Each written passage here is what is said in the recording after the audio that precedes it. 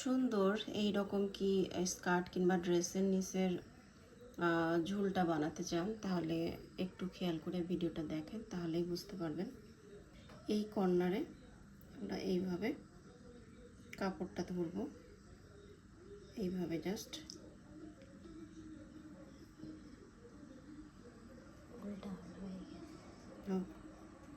এইভাবে কাপড়টা ধরবো, আর এইখানে জাস্ট এইভাবে একটু সেলাই দিব, জাস্ট কয়েক সেকেন্ডের ব্যাপার। তাহলে একটু চাপ সেলাই দিয়ে দিতে হবে।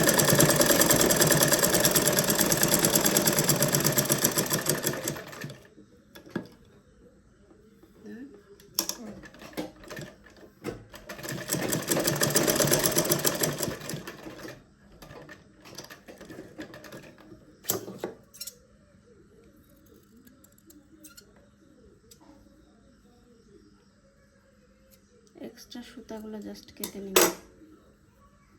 এই যে এখন এটা উল্টে নিলেই সুন্দর একটা, এই যে দেখেন, এইটা ড্রেসের ব্যাক পার্টে বলেন, ফ্রন্ট পার্টে বলেন, কিংবা স্কার্টে যে কোনো জায়গায় লাগাতে পারেন, অনেক সুন্দর হবে।